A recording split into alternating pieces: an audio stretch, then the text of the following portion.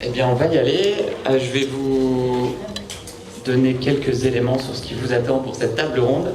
Et puis après, je laisserai parler mes deux intervenantes.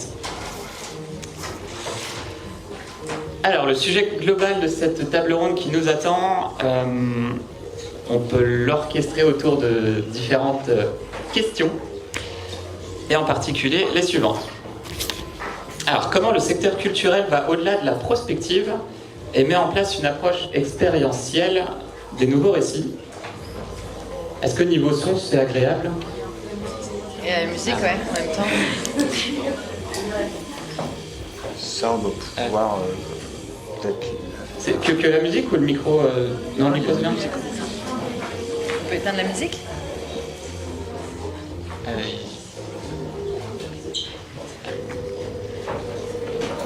Merci.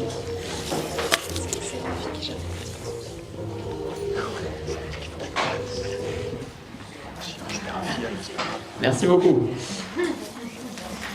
Alors, je vais répéter la première question. Comment le secteur culturel va au-delà de la prospective et met en place une approche expérientielle des nouveaux récits?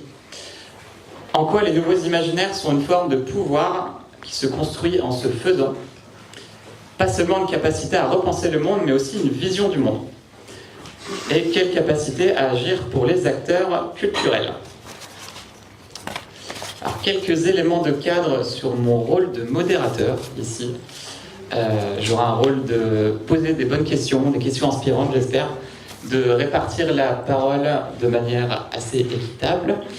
Je suis habitué personnellement au langage inclusif. Si vous voulez expérimenter le langage inclusif, vous pouvez, sans que ce soit une injonction à le faire à chaque fois, à ce que ce soit une pression, mais on peut expérimenter.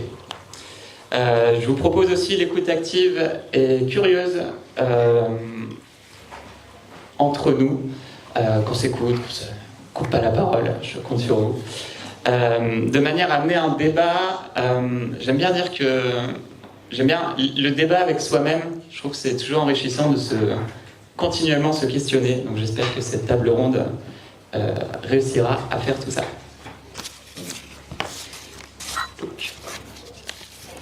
Je vais dire deux mots sur vous deux, sur mes notes, sur les cartons de pizza, et puis vous compléterez parce que vous connaissez mieux que je ne vous connais. Virginie, à ma gauche. Alors tu es comédienne, actrice, chanteuse, flûtiste, tu es animatrice, formatrice, notamment sur les sujets climat, tu es co-autrice d'un livre, metteuse en scène de plusieurs spectacles engagés, pédagogiques et visant à recréer du lien. Depuis 2019, ton travail artistique épouse ton engagement pour la justice climatique à travers la mise en pratique de techniques du théâtre de l'opprimé, tu nous en parleras sûrement, et la vulgarisation scientifique du rapport du GIEC. Rapport du GIEC. Au cas où. Et tu compléteras si cette liste n'est pas exhaustive. Yann, tu es accompagnateur des transformations. J'ai trouvé cette expression très belle sur ton compte LinkedIn. Tu es formateur en intelligence collective, agitateur de politique publique. Très attaché au développement des territoires, tu vis dans le Vercors.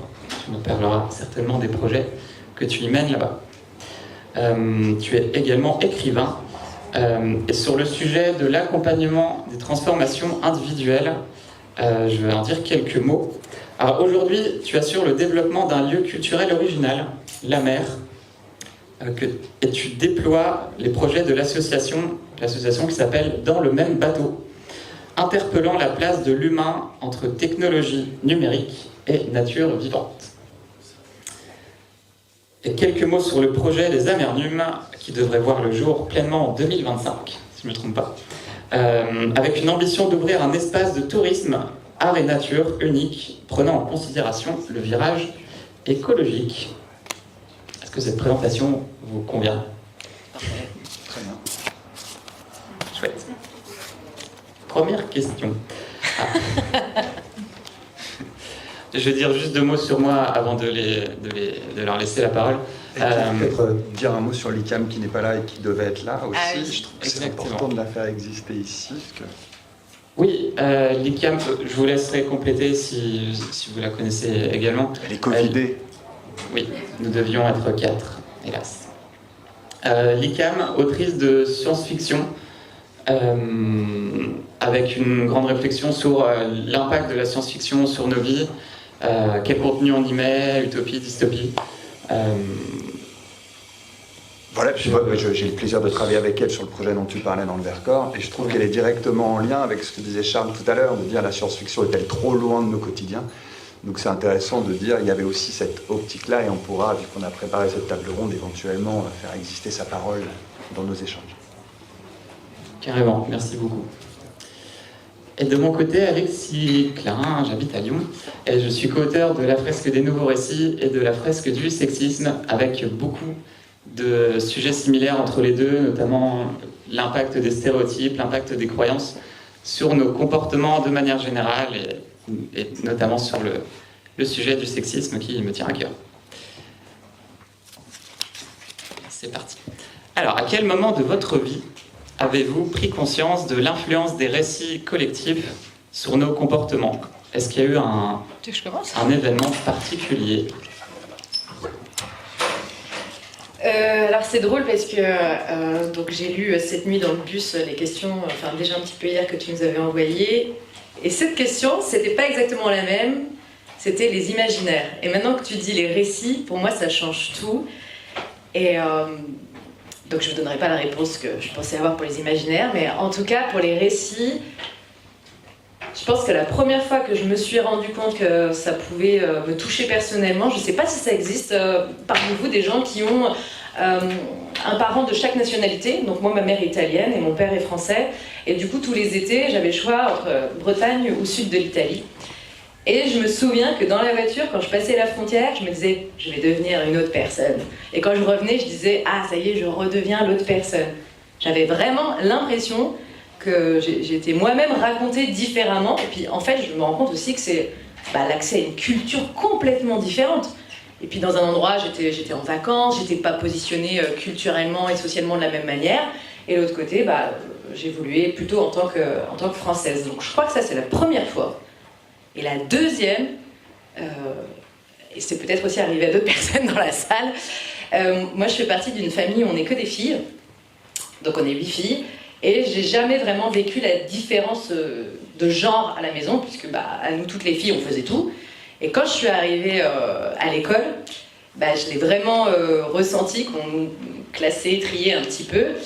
Et plus j'ai grandi, et tout d'un coup, dans mes relations amoureuses, j'ai découvert tout un panel de choses que je ne soupçonnais même pas et qui racontaient la femme. Je ne sais pas comment expliciter plus ça, mais... Et mes sœurs qui sont dans des générations en dessous me racontent des choses et je suis là, mais j'en apprends tous les jours sur qui je suis. Et du coup, c'est des récits quand même qui restent sociétaux, mais hyper intimes. Voilà, donc ça c'est pour moi. Je qu'on en a chacun. L'approche famille est intéressante. Moi, j'ai que des frères. Ah, ça fait pas voilà. Et on se découvre, donc ça va être drôle, mais... et c'est vrai que sur la famille, il y a plein de choses. J'étais obligé de descendre les escaliers sans faire de bruit pour aller me mettre tout au fond d'une salle pour regarder la télévision quand le soir était venu, pour que mon père ne voie pas que j'étais en train de regarder la télévision. Et la télévision a été le vecteur de plein de choses que j'ai vraiment avalé, quoi. Et c'est là que je pense que cette question des imaginaires, je suis resté aussi là-dessus, est venue moi m'impacter très fort parce que je voyais des films, pas tous que j'aurais dû voir, mais en tout cas ça a impacté ma manière de me projeter sur toutes ces questions en fait. Et je pense à certains films, et Kafka était très présent. La Métamorphose a été un film qui m'a vraiment marqué et qui m'a fait rentrer dans des imaginaires dans le lien avec les autres qui étaient très forts. Et puis il y avait tous les dessins animés. Moi, j'étais fan de Les Monstres aux Plantes. Vous voyez ce truc-là avec Jace, le conquérant des mondes Tatans. Donc il y avait ça, et avant qu'on mange, il y avait Nono, le petit robot avec Ulysse. Voilà, je peux rester que là-dessus, qui sont deux endroits où on nous faisait rentrer des choses à partir desquelles je retrouvais moi mes Legos et mes frères, ou alors je retrouvais le jardin de mes parents, et puis j'allais me mettre un coup dans un arbre avec mes petits Playmobil ou quoi. Donc si je remonte à ces endroits-là, c'est parce qu'il y avait à la télévision un certain nombre de choses, que ce soit les films que j'aurais pas dû voir quand j'étais adolescent, ou des trucs quand j'étais plus jeune qui m'amenaient tous ces imaginaires fous, où je pouvais faire exister des monstres plantes avec mon petit truc qui était la voiture. Je trouvais ça trop bien. Je sais pas comment ça se passe avec vous aussi, si vous pouvez intervenir à tout moment ou pas, c'est toi qui dis comment... Ah ouais, carrément. Parce que j'adore l'impro, donc on peut improviser. Et nous, on peut rebondir entre nous. Ah oui, tout à fait. Oui. Non, mais parce que je pensais au film et je sais pas si... Putain, j'ai même mis mon t-shirt, je te disais que j'ai Ouais. mis mon t-shirt Wolverine aussi. Parce que c'est hyper important aussi, les X-Men, et il y avait ça aussi dans... ce qui est drôle, hein, et vous allez voir, ça va partir un peu dans tous les sens, et faut canaliser, mais je trouve intéressant parce que je fais un lien avec le maintenant, qui est comment j'ai découvert le livre d'Alain Damasio, Les Furtifs, avec cette même idée qu'il est en train de reprendre des formes messianiques de sauveurs, les X-Men, mais ceux de la ZAD, ou des nouvelles formes de gouvernance, ou de la nouvelle écologie, ou du virage écologique. Et je constate en même temps que je parle tout le poids que ça a dans mon histoire d'enfant, d'avoir découvert ce qu'était le professeur Xavier avec ses mutants, qui tous développaient des formes incroyables et qui portaient tous mes imaginaires pour sauver le monde, ou en tout cas agir aux bons endroits. Voilà, je vais lire. C'est drôle, moi je vais juste, quand tu as parlé de la télé, etc., je me rappelle de ma sœur qui regardait Titanic. Donc Titanic, c'est un film quand même assez long. Et dès que la cassette était terminée, parce que c'était une cassette, elle remettait la cassette. Et elle la regardait comme ça en boucle.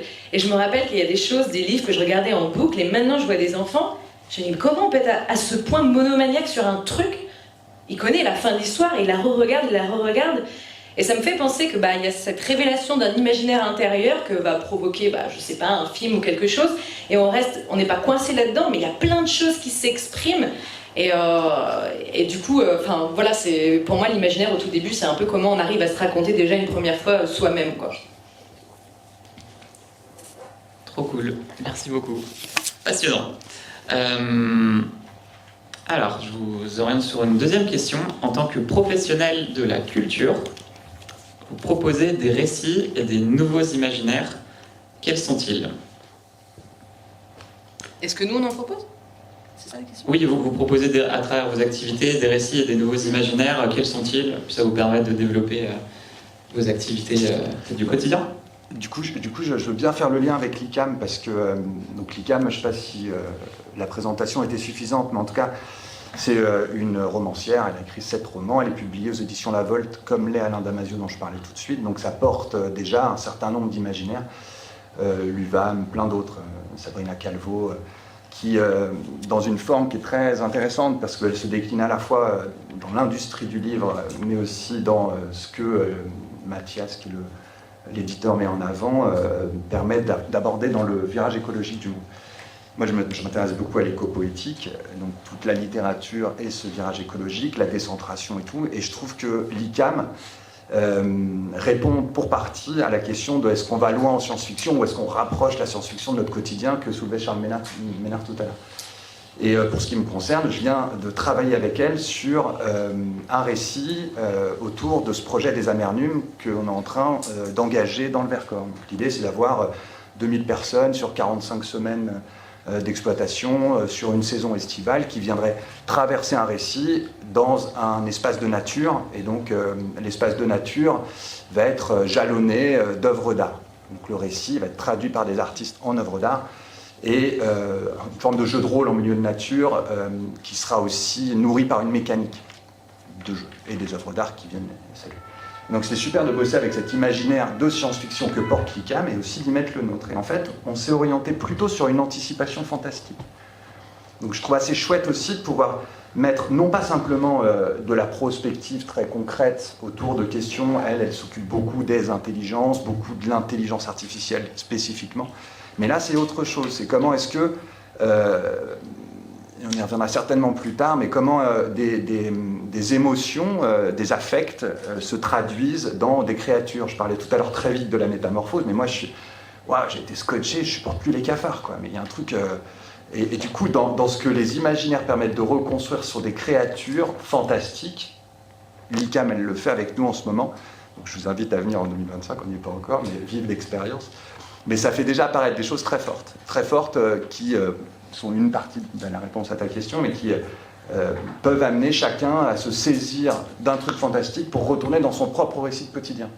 Et donc si moi je me pose la question de comment, en tant qu'enfant de 7 ans, je sais pas, je pense à une fille de 11 ans avec laquelle je faisais du vélo et qui ne supportait pas son vélo parce qu'il faisait trop de bruit quand on freinait, et on a fait freiner comme ça en faisant un petit peu des rires, et elle a ri avec son vélo et elle a fait rire son vélo, et donc le vélo était devenu non plus un ennemi mais un rieur, quoi. Il était drôle, et avec ça s'est très bien passé. Donc tous ces imaginaires-là, engagés dans un récit fantastique, dans un espace qui est celui de la nature pour ce qui concerne les Amérindiens, je pense que c'est une des manières d'engager les choses très concrètement, et qui porte après toutes les transformations, mais ça on ira dans plus de détails peut-être plus tard.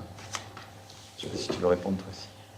Alors moi je vais être décevante parce que moi c'est bizarre, maintenant quand j'y pense je suis là sur cette scène, et en plus je travaille dans le climat, je travaille dans la culture, mais je n'ai absolument pas l'impression, et je ne me mets jamais à dire que je développe de nouveaux récits.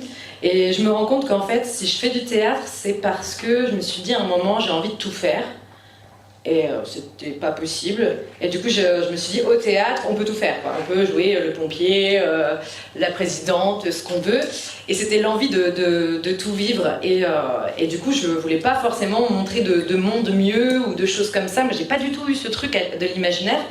Et ce que je fais, tous mes spectacles, là, depuis, ils sont vraiment ancrés dans les récits, mais qui existent déjà, mais qu'on a peut-être mis de côté et qui finalement deviennent des nouveaux imaginaires. Moi, j'ai beaucoup travaillé sur la résistance, donc j'ai fait un spectacle sur la guerre d'Espagne, puis la Seconde Guerre mondiale, et c'est ça qui m'a amené au climat. En fait, c'est vraiment ce mouvement de résistance, et après via l'activisme, etc. Et je me rappelle quand j'écoutais les résistants avec lesquels je travaillais, bon maintenant il n'en existe plus trop, et ben en fait c'était tout un imaginaire que je connaissais pas, et je me rendais compte que j'avais une version de l'histoire qui m'était racontée soit par l'école, l'institution ou ma propre famille, et du coup tous ces nouveaux imaginaires sont arrivés, et ont peuplé mon présent et ma façon de penser le futur, puisque ça m'a intéressée au climat. Mais paradoxalement c'était déjà là, mais comme l'histoire, le récit est écrit majoritairement par les vainqueurs et non pas les vainqueuses, du coup j'avais quand même une vision biaisée, quoi. Et du coup ça donne aujourd'hui que si je devais dire en quoi je travaille sur les nouveaux imaginaires, mes spectacles ils ont plus tendance à essayer de faire que les gens puissent se révéler. Donc je travaille beaucoup sur du participatif, et si vous venez à mon atelier cet après-midi, vous verrez aussi beaucoup l'espace public, parce que là l'enjeu d'aller sur le réel et de repeupler les nouveaux imaginaires, c'est aussi de voir quelle est la place dans l'espace public pour ça. Et de plus en plus, je travaille dans des lieux non dédiés, parce que déjà l'économie des théâtres c'est quand même assez compliqué, et puis parce que dans la rue il y a un rapport direct à la transformation réelle qu'on fait auprès du public, quoi. Et c'est ça les nouveaux imaginaires, moi, qui me percutent, quoi. C'est ce que disent les gens, le participatif, et comment ils se révèlent dans quelque chose qui existait déjà. Et je pense qu'on peut appeler ça une nouveauté en soi. Mais moi je suis pas de celle qui prévoit et qui projette. En tout cas, j'ai pas encore fait ce travail-là, mais c'est intéressant pour moi. Ok, hyper intéressant. En tout cas, très dans l'expérientiel pour le coup, notamment dans le théâtre de rue. Alors Virginie, pour te citer directement, tu m'as reformulé par mail hier, quand tu disais que le problème n'est pas qu'il est difficile de réveiller les gens, mais qu'il est facile de les endormir. Donc le problème n'est pas qu'il est difficile de réveiller les gens, mais qu'il est facile de les endormir. Par quel récit se font-ils et elles endormir au quotidien ? Qui veut se lancer ? Je peux juste peut-être situer la phrase, comment, en plus là j'essaie de me rappeler. En fait, je faisais une formation écologie, une fresque, je ne sais plus trop ce que c'était, et c'était à l'ISEC, donc une école de communication à Lyon, et j'avais mon t-shirt fresque, et je devais revenir parce que je devais faire un autre atelier à la mairie de Lyon. Et je traverse Lyon comme ça, c'était le moment des... Je ne sais plus quelle élection, j'ai l'impression qu'il y en a tout le temps. Enfin bref, il y avait une militante, du mouvement écologiste qui était là, et elle essayait de me donner un tract. En fait, j'avais le t-shirt fresque, donc j'étais là, non, ça va, merci, je sais pour qui je vote, je sais ce que je fais, tout est ok, j'ai pas trop besoin, je suis pressée, quoi. Et elle me dit, en prenant son tract de manière déçue, oh là là, c'est quand même dur de réveiller les gens. Et moi, je venais de faire un atelier où les gens ils étaient à fond, ils veulent toujours l'étape d'après, genre donnez-nous des solutions, quoi. Et j'étais là, non, en fait, c'est hyper simple de les réveiller, et puis je crois que tout le monde est... Enfin bon, ça devient de plus en plus rare, vraiment, les climato-sceptiques forcenés, mais les gens, ils ont l'air de se mettre au courant assez facilement et d'avoir envie d'agir, mais par contre, on les endort après, quoi. Et je sais pas qu'est-ce qui endort, j'ai réfléchi à ça, c'est quoi les récits qui endorment, mais je pense qu'il y en a pas, parce que j'étais en train de me dire, bon, mon téléphone portable m'endort, ou Netflix m'endort. Mais en fait, sur mon téléphone portable, j'ai un LinkedIn climat qui n'en finit pas, donc c'est des sujets, c'est pas les récits qui m'endorment, c'est la façon dont ils sont faits. Et puis après, j'ai repensé à la fresque des nouveaux récits que tu m'avais fait. Et j'ai fait, oh, mais il y a clairement l'infobésité qui m'endort parce qu'elle manie ma capacité à penser, à me diriger dans ce monde d'information. Et je suis comme anesthésiée. Donc en fait, je suis endormie parce que je suis anesthésiée sous perf constante de récits dans lesquels je sais plus quoi voir. Et même au niveau du climat, à force de regarder tout le temps les nouvelles, j'ai l'impression que c'est bon, le monde est sauvé, tout le monde s'en charge, tout le monde a lu le GIEC dans la minute où il est sorti. Donc ça, c'est aussi les chambres d'écho de la fresque du nouveau récit. Mais voilà, donc en fait, pour moi, le danger, c'est plus qu'on est endormi parce qu'il y a trop et que, voilà, on a un bon somnifère dans la gueule, quoi. C'est, ok, le climat m'intéresse, mais ce soir, j'ai Netflix, quoi. Ouais, je reviens à une référence, je parlais de certaines, mais d'une de Frank Herbert que vous connaissez. Je parlais des rapports du GIEC, mais la première planification écologique à laquelle j'ai été sensible, c'était celle de cette planète Arrakis. Vous connaissez le film, hein, j'imagine, mais qui devait être terraformée pour, à un moment ou à un autre, accueillir le végétal. Et il y a dans Dune, le dormeur doit se réveiller, l'idée messianique dont je parlais tout à l'heure, de ce sauveur potentiel, The Sleeper Must Awake, avec... c'était pas Timothée Chalamet, c'était Paul Atreides, mais en tout cas, Timothée Chalamet attire énormément, notamment cette jeune de 12 ans dont je parlais, puisqu'elle veut absolument voir Dune parce qu'il y a Timothée Chalamet. Ça, c'est une parenthèse.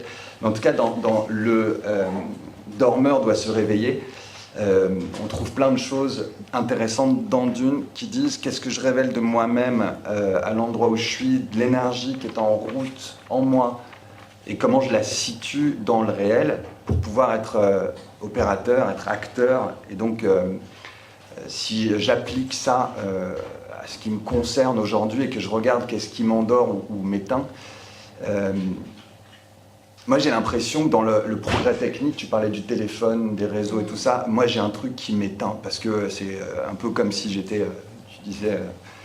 un peu apathique, mais c'est peut-être paralysé, un renard devant les phares d'une voiture, il y a une espèce de truc. Et je pense que Christian Bobin, il disait mais qui a décrété qu'il fallait que la vie soit tous les jours plus facile et plus pratique? Je ne sais pas si vous connaissez ce poète. Qui a dit que tous les jours, il fallait que ce soit plus facile de faire un café, de faire griller une tartine, parce qu'on a la bonne température pour la tartine, donc on appuie sur le bouton 1, 2, 3, ça devient de plus en plus complexe tout le temps, donc on va passer un temps dingue sur la technique. Et ça, pour moi, c'est un truc de ouf, qui est une des manières d'endormir ma capacité d'action. Ça a même poussé à ce que j'aille me mettre dans le Vercors à 1000 mètres d'altitude dans une maison déconnectée des réseaux, parce que c'était l'endroit où je trouvais qu'il était le plus aisé de penser un peu en dehors de la technique. Parce que sinon, c'est trop, et c'est trop tout le temps. Et du coup, ça fait beaucoup de choses à digérer. Donc l'infobésité est une des manières de le considérer. Mais pour moi, ça, c'est un des éléments. Et l'autre que j'ai fui, pareil, je crois, c'était la question des dogmatismes, d'avoir des gens qui nous imposent de penser d'une certaine manière sans pouvoir relancer des esprits critiques, ou notre capacité à penser une tension, à penser un truc qui va... être contredit et de penser la contradiction. Donc c'est aussi quelque chose en lien avec la technique, puisque X, ancien Twitter, 01, cité pro-Palestine, t'es contre Israël, tout est comme ça, et tu peux pas avoir de pensée qui s'étaye, qui se nourrit, et du coup, ça crée des dogmatismes, des manières de se mettre chacun en religion. C'est marrant, ça fait un lien avec Dune, j'y pense maintenant aussi, puisque c'était un des points de vue de Frank Herbert qui avait pensé le monde avant beaucoup de gens, et de manière très pertinente et lucide, je trouve, de faire émerger comme ça des nouvelles formes de religion. Donc gaffe, pour moi ça nous endort dans notre capacité à penser le moment et la nécessité de ne pas seulement réagir à des choses qui passent, mais de se mettre à l'action comme le font les shifters. Ce qui justifie que je suis là, c'est que j'ai pointé le doigt dans ce groupe des shifters, d'ailleurs avec toi, parce que c'était au moment où il y avait les univers shiftés à Lyon que on s'est rencontré avec François Loubert qui est ici et qu'on s'est dit tiens, les shifters ils font des choses intéressantes. Donc on est là pour ça. Et paradoxalement, ce que tu dis, c'est marrant parce que ça me fait penser. On parle de dormir, d'éveiller, mais moi finalement l'impression que j'ai quand j'ai mon portable, tu sais, devant les yeux, bon, je retourne sur le portable, mais en fait ça te tient éveillé. Ouais. Alors que je dis paradoxalement que c'est un truc qui m'endort parce qu'il y a trop d'infos, etc. Mais le fait d'être tenu constamment dans une espèce de veille perpétuelle, ça endort ma capacité d'être éveillé. Et quand on voit, je sais pas, quand on fait un atelier ou qu'on ressort d'une journée comme ça, vous savez, vous avez la sensation, enfin moi en tout cas ça m'arrive des fois d'avoir le corps un petit peu en stress. Bon déjà t'as bu du café, mais parce que t'as trop d'idées, t'as plein de choses, t'as envie de réaliser, tu sais pas par où prendre les choses. Et c'est parce que, voilà, tout d'un coup il y a quelque chose qui se passe naturellement où ton corps s'éveille et il a envie d'exprimer, enfin... Ça m'a juste fait penser à ça, le fait de s'endormir, quoi. Qu'est-ce qui nous endort ? Je sais pas qu'est-ce qui vous endort, vous je sais pas si cette citation elle a un sens au final, mais voilà, je pense que tout le monde a de quoi être conscient du problème climatique et autres. Mais qu'est-ce qui fait que tout d'un coup, on oublie ? Ça m'intéresserait de savoir qu'est-ce qui... Je sais pas s'il y en a qui ont des idées. Si vous reconnaissez... Nous, quoi, en fait, on vous endort.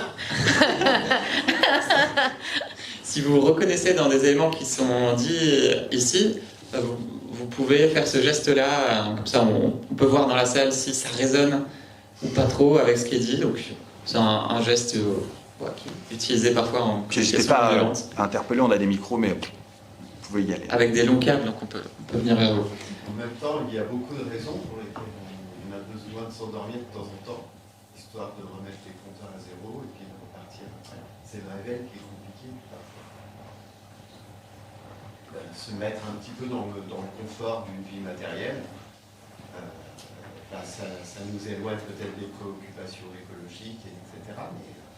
Mais ça nous permet de revenir à la réalité et de repartir avec peut-être un peu plus d'énergie après. Moi, j'ai envie de m'arrêter sur votre dernier mot, sur énergie, et ce que disait Virginie sur l'électricité que ça induit. Et il y a des choses très intéressantes là-dedans, mais l'énergie qu'on prend pour la mettre au bon endroit, ça, c'est la question. Enfin, moi, celle qui m'occupe, en tout cas, c'est de dire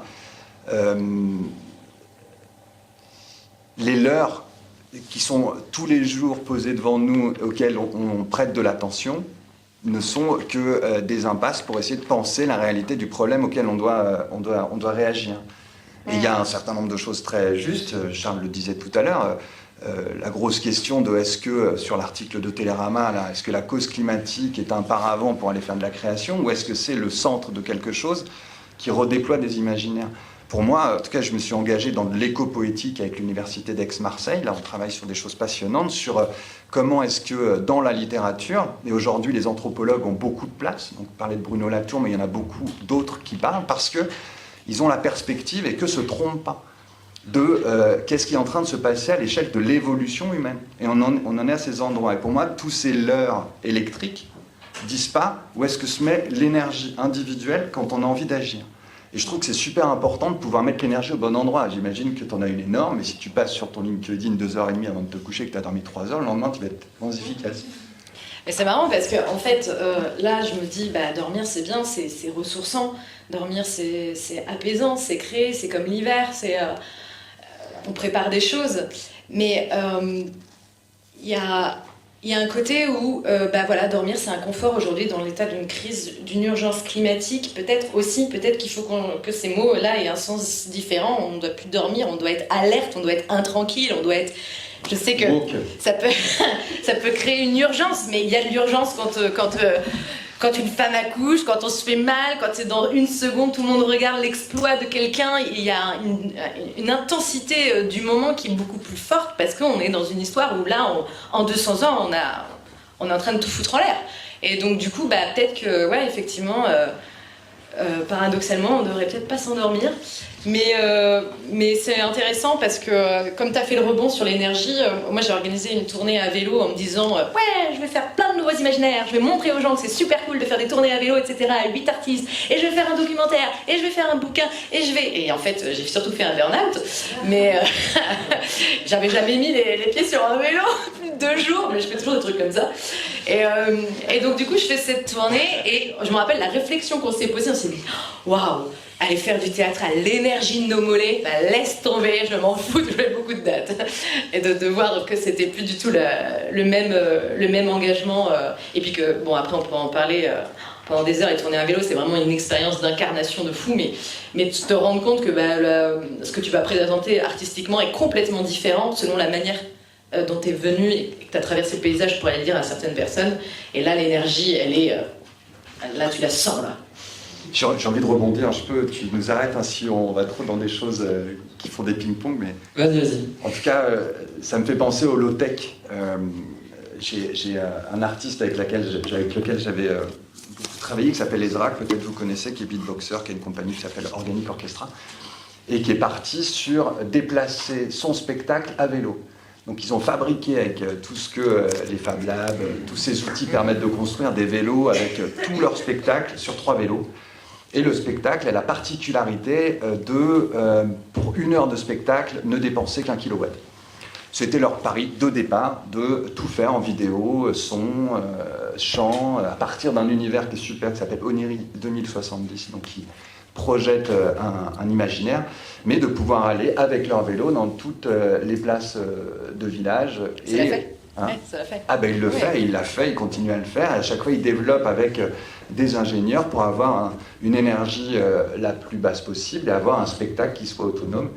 Et je trouve que c'est hyper intéressant de faire le lien entre ce qu'on se disait tout à l'heure sur la bonne énergie qu'on déploie, les low-tech qui sont aussi comme la slow, enfin, il y a tout ce mouvement là qui fait qu'on va au plus près des gens et on est aussi dans un biorhythme, j'ai envie de dire ça, mais ça fait un lien avec la Biennale de Saint-Étienne sur le design, où il y avait pareil des auteurs de science-fiction qui étaient venus interroger le travail. Je ne sais pas s'il y a 3 ans ou 4 ans, quelqu'un y était à Saint-Étienne, il y a eu ça, et en tout cas il y avait cette accélération délirante de la technique, et il y avait le retour au biorhythme. Et il y avait vraiment 2 salles différentes qui disaient quel chemin vous voulez prendre. Et c'était super intéressant. Je vois une passerelle avec une des questions que j'avais notées, donc j'ai envie de vous la reposer frontalement. L'écriture et la création artistique sont des activités de temps long, pour reboucler avec cette notion de rythme, pour lesquelles il faut prendre le temps. Or, les questions environnementales sont souvent liées à l'urgence, le mot urgence, moi je l'entends beaucoup. Comment créer dans ce contexte-là? En quoi justement la création peut-elle nous ramener à une vision du monde qui ne soit plus du tout de suite maintenant pour chaque chose? Je veux bien réagir parce que j'ai eu une discussion il y a quelques jours avec un auteur qui s'appelle Camille de Toledo, peut-être que vous connaissez, qui a fait des livres très intéressants. Le dernier, c'était « Ma vie nouvelle ». Il en a fait d'autres, mais qui travaille beaucoup en ce moment sur les personnalités juridiques des entités non humaines. Quand je dis ça, ça fait une longue phrase, mais en tout cas, il travaille sur le fleuve Loire, comme ça a été fait pour plein d'autres fleuves, et sur est-ce qu'on ne pourrait pas donner à ces entités non humaines une personnalité juridique qui ferait que les humains, tout l'écosystème qui est autour de ces entités, là pour le coup c'est le fleuve Loire, tout ce qu'il y a autour de ça, qu'est-ce que ça nous invite d'avoir comme comportement autre, puisque on fait exister l'écosystème, en tout cas on donne une possibilité de parole. Et c'est intéressant parce qu'il est dans énormément de construction d'imaginaire avec des acteurs comme le Polo qui sont des institutions très techniques, avec les agences de l'eau, avec des universités. Et la discussion, on n'avait pas du tout sur ce qu'il était en train de faire là. Il disait, moi je n'arrive plus à écrire. Je ne rentre pas dans un roman, je n'y arrive pas. Il y a trop d'enjeux d'urgence par rapport à cette question de donner une personnalité juridique. Et du coup, reprendre de l'espace-temps pour que son imaginaire... Mais c'est même pas reprendre un endroit pour lui, physique, mental, dans lequel il écrit, c'était est-ce que ça a encore du sens, quoi. Parce que il était avec cette urgence de son quotidien, et je crois que c'est vrai pour un certain nombre d'auteurs, ça. En tout cas, c'est vrai, et c'est un enjeu énorme pour l'imaginaire. L'imaginaire, il a besoin de temps long. Il a besoin de prendre de l'espace, il a besoin de se confronter. Moi, je suis allé marcher 30 jours pour sortir un projet de roman.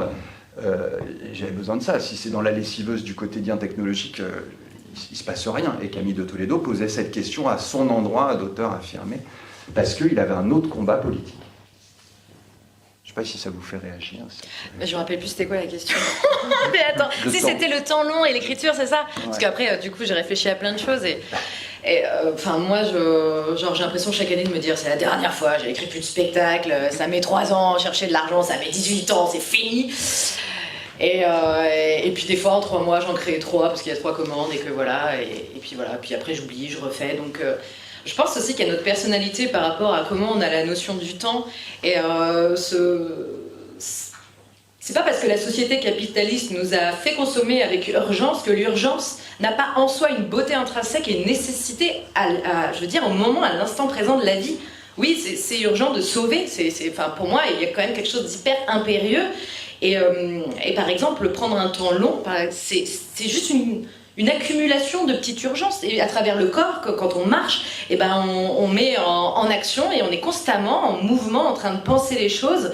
Je suis pas sûre que passer 10 ans à essayer de contrôler parfaitement sa création, ce soit pas encore une envie très anthropocentrée de contrôler jusqu'au bout notre propos, etc. Alors qu'on sait que de toute façon, quand il va aller en scène, il va complètement nous échapper. Et les gens vont l'interpréter en l'espace d'1 heure. Donc c'est ça qui est fou.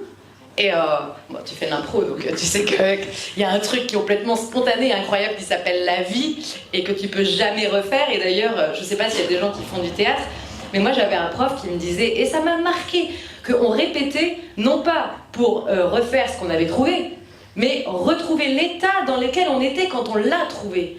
Et ça c'est vraiment important. Pour moi, les nouveaux récits, c'est pas tellement...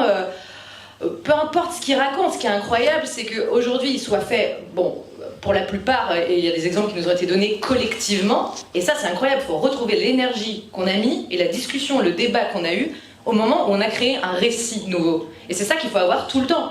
Et en fait, le récit, il se crée en se faisant. C'est comme ça l'écriture au plateau, c'est comme ça. Enfin, pour moi, du coup, l'urgence, elle n'est pas antinomique... de ce qui peut se passer. Il y a des pays qui se transforment.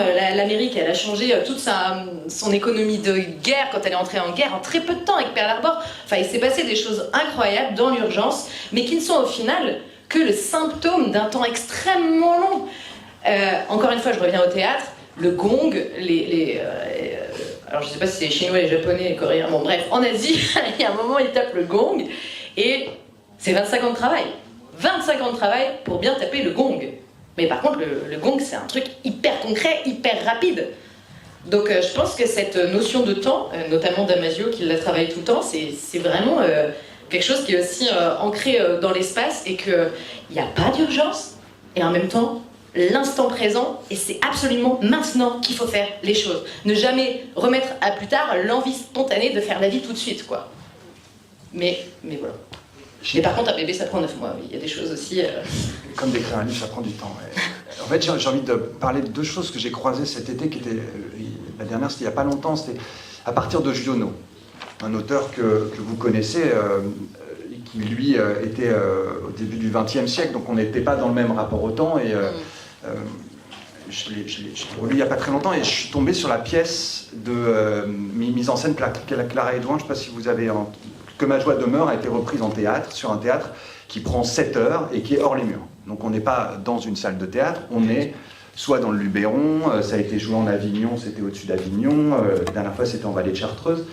Donc c'est une pièce sur un auteur qui avait un rapport au temps qui n'était pas du tout le même et qui en plus prend le parti pris de prendre le temps de se dérouler. Donc les plateaux sont en extérieur, il y a un temps partagé de déjeuner à midi, et les gens, entre 9h et 18h, sont à l'intérieur de cette histoire, qui est une histoire magique de rapport au monde, à la nature. Je ne sais pas si vous avez lu Que ma joie demeure de Giono, mais si vous ne l'avez pas lu, prenez ce temps, parce que, en fait, c'est tout un lien, même un lien à la technique qu'il peut y avoir à l'intérieur de ça. Et ce n'est pas une technique rapide, c'est prendre son... Enfin, je me fais une réflexion maintenant, alors je vous la partage, mais dans Giono, il n'y a pas le bruit des moteurs, par exemple, très peu, parce que c'est le début du XXe siècle. Aujourd'hui, citez-moi une journée où vous n'avez pas en tête ou dans votre environnement sonore un bruit blanc, un moteur, un bzz d'un truc. Et ben voilà, c'est intéressant de se dire, il y a peut-être des moments où ça y était pas, et reprendre ce rapport à un temps plus long. Pour moi, ça a été très éclairant. Je vous parlais des Amernumes, ce théâtre de 7 heures qui prend le temps, qui est très participatif, mais qui prend le temps. Je pense que c'est un des enjeux. J'avais vécu une autre chose qui était paysage partagé, qui prenait aussi l'option du temps, mais qui était très différent pour moi, qui nous obligeait à de la technique. Donc on prenait des cases de réalité virtuelle, on avait l'impression de monter à 12 mètres d'altitude, on regardait, il n'y avait pas de propos, il n'y avait que la technique pour la technique. J'avais trouvé ça très très triste, et même, je disais tout à l'heure, les dogmatismes, donc attention, hein, je dis, il faut prendre le temps, mais pas n'importe comment, parce que là c'est 8 heures, on est dans un spectacle, mais c'était presque totalitaire. On me disait de monter dans le bus, je sortais du bus, j'avais mon drapeau vert parce que j'étais dans le groupe vert. Après, j'allais dans un spectacle, on me disait comment faire. Donc, hop, il fallait mettre le truc sur mes yeux ou sur mes oreilles. Et puis après, je passais à un autre truc. À la fin, il y avait des Espagnols, je me souviens que c'est un truc très électro, où on ne comprenait plus rien. Ils nous disaient, ah, l'humain, c'est de la merde, vous avez tout détruit, maintenant il faut que vous mouriez. Enfin, des trucs. Je suis sorti de là, je me suis dit, ouais, super, c'est 1984, tout le monde dans le bus. Et en plus, on me dit qu'il faut que je pense le monde d'une certaine manière et que je suis trop con. Ouais. Donc si c'est ça le théâtre qui prend du temps, c'est pas celui-là, je préfère celui de Clara Edouard à partir de Giono. Mais le participatif, je sais pas s'il y a des gens qui animent des choses, il y a toujours un moment où on se dit, bon, est-ce que je suis un peu descendant, mais je vais arriver aux idées, et voilà, ils les auront, ou est-ce que j'attends de faire advenir l'idée, de la suggérer, un peu... Ouais, comme au théâtre, quoi, pas donner des réponses, mais redonner la capacité aux gens à se poser des questions. Et c'est un choix vraiment aussi de se dire, est-ce qu'on a le temps tout le temps de faire du coopératif à long terme, etc. Et qui veut dire coopération, veut dire aussi tout le monde même niveau d'information, et blablabla, et on n'en finit plus. Et en fait... c'est marrant parce que même moi je le dis, bon bah alors là je vais faire une partie descendante parce que ça ira un peu plus vite et tout, ne vous exprimez pas trop parce qu'il n'y a pas le temps de faire des questions, et en fait il y a aussi des moments où les gens coopèrent et de manière extrêmement rapide. Si on lit L'Entraide de Pablo Servigne, on voit qu'on a cette capacité à se mettre directement en lien parce qu'on est câblé pour réagir tout de suite ensemble ou dans des cas d'extrême, je sais pas, urgence. Donc, finalement, pour moi, l'urgence, pour revenir à la question, elle n'est pas incompatible avec la création artistique, au contraire. L'urgence, ça te donne envie de créer. C'est une urgence de créer, sinon on ne le ferait pas. Moi, franchement, je ferais un autre métier, je resterais bien tranquille. Mais c'est juste parce que c'est tellement impérieux que j'accepte tout le bazar que ça va impliquer et qu'on va créer, quoi. J'ai envie de faire un pas de côté sur cette logique d'urgence et de coopération, je pense ces deux mots. Avec Vincent Loubert ici, on était allé travailler à la ville de Clermont-Ferrand, donc on pourra faire le lien avec cet atelier sur la décarbonation du secteur de la culture. Mais moi je m'occupais d'un service de coopération internationale quand il y avait encore de l'argent pour aller faire avec une collectivité locale, œuvre de développement local ailleurs dans le monde. Pour l'instant, ce que je vois, c'est on va faire des prêts, mais il n'y a plus ces politiques publiques ou assez peu, en tout cas elles sont moins dynamiques qu'elles n'étaient. Mais on travaillait sur des logiques d'urgence des fois. Donc il y avait l'Institut Bioforce qui venait quand il y avait des vrais problèmes avec l'immeuble qui est tombé pour aller prendre la mesure d'un problème et amener très très vite des lits, des tentes, tout ce qui va faire qu'on a des camps. Enfin, c'est possible de le faire comme ça. Mais quand on est dans ce niveau-là d'action, on est dans un registre qui est celui de l'émotion, tout de suite. Et donc l'émotion, ok, ça fait réagir, de la donation, et puis la donation fait que en Tunisie, l'année dernière, en Libye, peu importe, il y a beaucoup de moments où tout va très vite. La coopération, c'est bien un autre temps, c'est un temps de politique publique. C'est pas un temps, les individus réagissent en émotion, c'est qu'on a pris le temps après l'émotion de dire c'est quoi ce qu'on en analyse, comment une politique publique derrière se réinstalle. Et je pense que c'est très fort de réfléchir comme ça, d'avoir non pas simplement la logique émotionnelle, qui est toujours présente. Tu parlais des méthodes d'intelligence collective, mais facilité ou autre, il y aura toujours le besoin de poser une émotion au bon endroit, pas n'importe comment, pour réussir à enclencher derrière une capacité d'action. Et c'est vrai pour ce que je disais en politique publique sur des questions de coopération internationale, et c'est vrai à d'autres moments d'action. Je ne sais pas si tu veux, Vincent, parler un peu de ce qui s'est passé là-bas, où on va se retrouver avec tout plein d'acteurs qui vivent des quotidiens, ceux de Clermont-Ferrand, et qui, à un moment donné, doivent changer leur logiciel, que ce soit ceux d'une salle de spectacle. Et donc, pour changer un comportement, il faut accepter que tu sois après l'émotion dans quelque chose qui te dise « je le fais pour une intention, pour une raison qui est forte, pour servir quelque chose qui soit, là, en l'occurrence, c'est un intérêt général, et j'accepte ce que ça induit. » Donc, de changer d'outil pour travailler de la finance, pas simplement autour de l'euro, mais aussi du carbone, etc., etc., etc. Et du coup, pour moi, c'est très important de ne pas rester dans une dynamique d'urgence, jamais, mais de toujours poser de l'émotion pour aller dans une dynamique analytique, de compréhension de ce que ça nous enseigne et prendre des temps pour ça. Allez-y. Je trouve que la différence entre urgent et impératif, l'impérieux, c'est aussi une manière de mobiliser l'énergie, d'y aller, de se rappeler tout le temps le pourquoi on se lève et pas se disperser dans plein de trucs.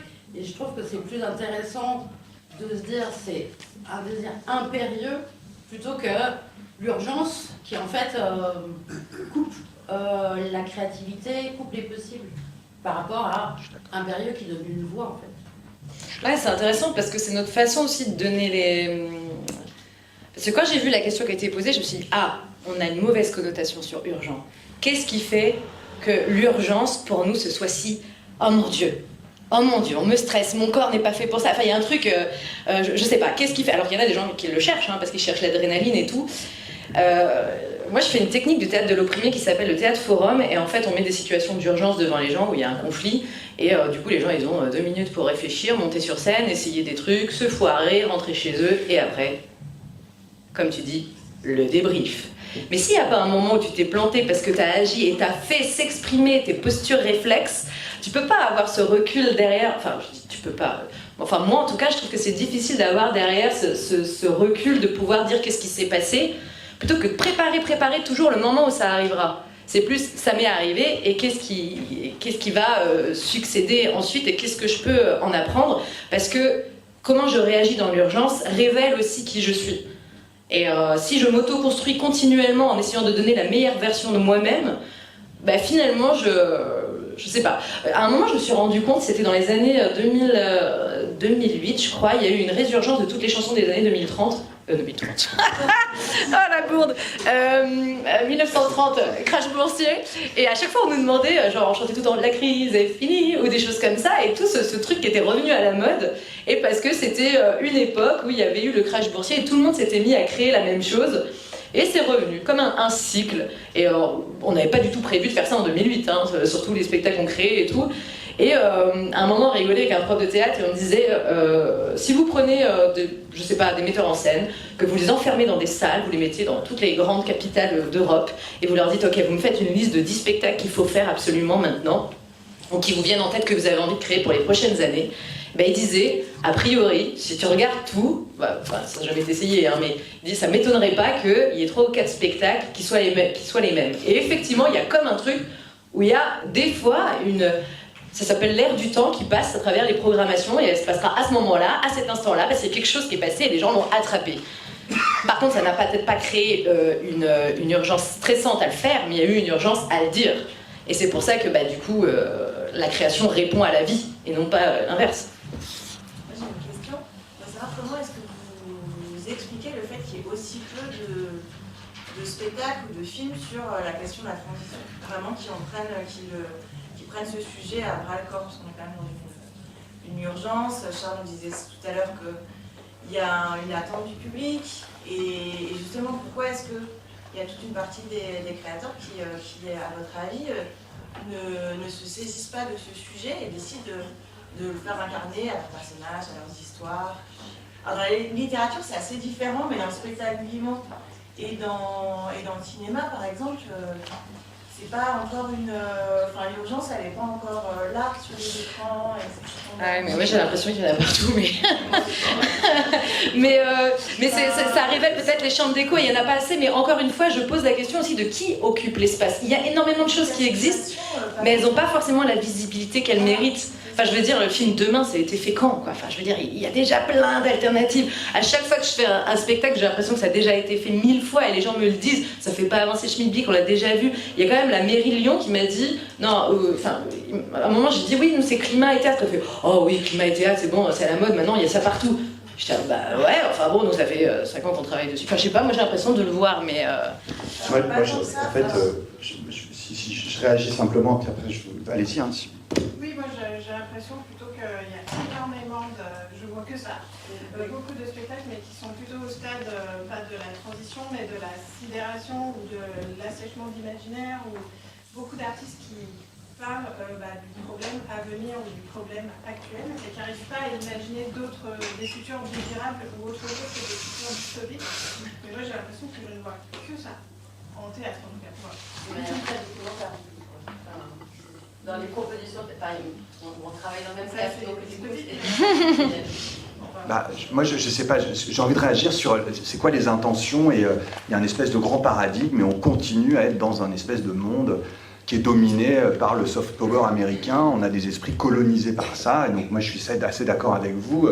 Peut-être que dans notre micro-secteur, on voit les petits spectacles de Ezra dont je parlais tout à l'heure, où il part sur son vélo dans les places, mais c'est pas la réalité de comment est-ce qu'on essaye de fabriquer des cerveaux à partir du mythe messianique de l'Amérique qui va sauver tout le monde. On continue à être sur des choses délirantes à cet endroit-là, et ça prend de l'espace en bande passante, Netflix tout le temps, et ça c'est une réalité. En revanche, moi ce que je vois, c'est que quand on accepte de sortir des dogmatismes, tu parlais de Damasio, j'en ai parlé tout à l'heure, et qu'on prend les techniques scénaristiques, pas simplement le cinéma d'Hollywood, mais aujourd'hui il y a d'autres propositions qui viennent reprendre des nouveaux cœurs concepts. Ils parlent de formes comme ça, donc c'est des endroits où une œuvre est irriguée du début jusqu'à la fin. Les personnages sont nourris par ça, la trame narrative est nourrie par ça, donc les imaginaires sont nourris par ça. Et ceux-là, ils sont de plus en plus aujourd'hui nourris par les enjeux écologiques et du virage écologique. Donc moi je vois un mouvement qui a plutôt tendance à aller irriguer tous les secteurs de la culture, dans ce que j'en perçois, mais quelquefois de manière très maladroite. Je prenais l'exemple du théâtre avec Avignon, où il y a paysage partagé. Je me suis fait radicalement chier, j'ai trouvé que c'était un truc très autoritaire et qui m'obligeait à penser le monde. Et à partir de Giono, ce que fait Clara Hédon. En théâtre long, pareil, hors les murs. J'ai trouvé ça super. Je vois Joris Mathieu à Lyon, qui fait des trucs super. Je vois, dès qu'il y a des initiatives qui viennent sur des périphéries, les ateliers Art Sciences à Lyon, où toute la dynamique des structures, des établissements labellisés Art Sciences, expérimentent plein de choses. Et il y aura toujours cette question irrigante, je disais cœur concept, qui, je ne sais pas si elle joue en pouvoir contre pouvoir de manière significative, mais en tout cas, pour moi, ça bouge à ces endroits-là, fondamentalement. Je ne sais pas si c'est très clair ce que je vous dis, mais Si. je le sens en fait. Mais pareil, je considère qu'on est dans un tout petit réseau. Il y a beaucoup d'artistes qui s'intéressent à la question, mais qui sont, je prends le mot, mais un peu sidérés et asséchés, qui aimeraient penser des futurs désirables, mais qui n'y arrivent pas, quoi. Et c'est là, moi, ce que je viens chercher un peu ici, c'est comment on accompagne les artistes et tous les gens qui les entourent dans les maisons de création pour arriver à penser des futurs désirables. Là où voilà, alors la science, le partenariat Art Sciences, c'est sûr qu'il peut être prolifique, mais on manque un peu d'outils pour arriver à accompagner, pour penser un monde plus désirable. Moi je suis d'accord, je dirais juste un truc, c'est qu'il faut aussi s'adresser là où il y a l'énergie fondamentale. Les gens y bougent, par exemple le jeu vidéo. C'est intéressant de voir qu'on peut y mettre un certain nombre de choses et que certains acceptent de jouer ce jeu-là. Nous, quand on est en train de monter ce projet des Amernumes dans le Vercors, on est sur un espace préservé, mais on va s'intéresser aux gamers, parce que c'est intéressant d'avoir un jeu de rôle et qu'on sait que les gens vont faire des escape games, des machins et des trucs. Moi, ce qui m'intéresse, c'est pas l'escape game, c'est quelle intention profonde, quel débat philosophique, quelle question ça va soulever. S'ils viennent avec l'idée de la mécanique d'un jeu, qu'est-ce qu'ils vont trouver d'autre de plus, et sans les mâchouiller ce qu'ils vont trouver, juste leur laisser la possibilité à tous ces gens de prendre, et donc d'accepter de jouer le jeu, au moins sur la forme, qui est le jeu imposé par ce qui domine aujourd'hui. Moi j'ai l'impression, ça me touche beaucoup ce que vous dites, parce que moi très souvent j'ai l'impression que les théâtres ne nous aidaient pas dans notre démarche, parce que c'est compliqué. Je me rappelais quand je mettais des trucs sur les fiches techniques carbone, encore hier je me suis engueulée avec des gens à Toulouse, enfin bref. Et en fait je sais pas si la culture c'est très large, et j'aimerais bien je pense qu'il y a aussi avec tout l'avènement des metteurs en scène et cette culture qui pour moi est très 20e, 21e siècle, mais dans les salles, etc., qui fait que on doit faire des nouveaux récits, on est artiste, et du coup il faut qu'on raconte le monde via notre prisme, et du coup mettre ça sur scène pour soit créer des nouveaux imaginaires, soit voilà. Et en fait, quand j'ai fait la tournée à vélo, nous c'était vraiment aussi comment on raconte des nouveaux récits, mais parce qu'on fait, parce qu'on vit en tant que personne, en tant qu'humain, mais on est des artistes, donc on va le faire d'une certaine manière, en ayant conscience de ça. Et du coup, c'était d'être à vélo et de faire le trajet à vélo. Les gens, ils en avaient conscience, ça participait au nouveau récit que forment les artistes, que ce soit l'éco-conception, les questions qui se posent, et toute la façon dont ils réimprovisent leur art, et ça raconte un nouveau monde. C'est pas juste le produit final, mais comment on l'a fait.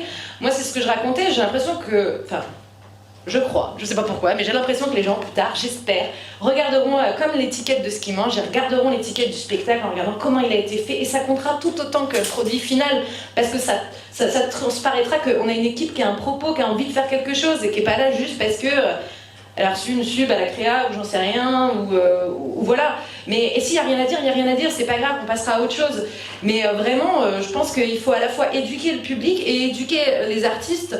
On est un peu co-responsables les uns des autres, et moi, je sais qu'à partir du moment où je me suis dit, je vais me mettre dans un état physique de autre chose que d'habitude pour créer autre chose, j'ai commencé à créer autre chose. Peut-être que si on se met à créer, je sais pas, moi j'ai pas cette vision-là, mais effectivement peut-être des dystopies ou des utopies, c'est peut-être parce qu'on est aussi physiquement dans une manière de penser où on n'arrive pas à changer. Pour moi, l'art durable, tel que je le conçois, il y a 3 piliers. Il y a qu'est-ce qu'on fait de tout ça. Il va bien falloir décarboner, donc il va bien falloir partager, il va bien falloir, je sais pas. Donc il y a la décarbonation de l'art. Après, le deuxième pilier, c'est on est symbolique, on dit des choses sur scène. Alors j'entends des gens qui me disent « Oui, il faut parler des alternatives, des machins ». Je dis « Non mais, pourquoi on parle pas de résistance ? Pourquoi on raconte pas, on fait pas des spectacles sur ce qui se passe maintenant ? Enfin moi, quand je fais un spectacle sur la Seconde Guerre mondiale, tout le temps les gens me parlent de dérèglement climatique, c'est un truc de fou. En plus, ça c'est les 80 ans de la libération, les gens me disent « Ah, c'était ça, résister, mais comment vous avez su ? Vous étiez que 5 au début, nanani, nanana. » Enfin, ils font des ponts dans leur tête et on leur raconte la transformation de personnes et on leur dit pas le monde va être terrible. On leur dit dans le cadre d'un monde terrible, il y a des gens qui partent d'une situation A et qui vont à une situation B, et c'est pas pour rien qu'il y a des résistants qui parlaient d'enfer paradisiaque de cette période de 42, quoi. Et la troisième, donc je pense qu'on doit aussi dire des biographies, c'est un peu aussi pour moi une grosse partie de l'importance de la culture. Et la troisième partie, c'est aussi se réinventer nous-mêmes. C'est-à-dire, c'est quoi un metteur en scène aujourd'hui ? C'est quoi travailler au plateau ? Moi, j'étais dans des écoles, plus tu joues loin, plus tu joues devant du monde, plus tu joues de nombreuses fois, plus ta jauge est énorme, plus ton travail est classe. Et j'ai dû tout réapprendre. Sauf que maintenant, c'est les théâtres qui me disent « Ouais, mais votre jauge, elle est toute petite, écoutez, bon, là, ça va être un peu compliqué, parce que nous, on vous achète cher, vous êtes plutôt au plateau. Ben ouais, mais du participatif, ça demande des petites jauges. Donc, il faut savoir ce que vous voulez, quoi. Et donc du coup il faut aussi se réinventer nous-mêmes, quoi.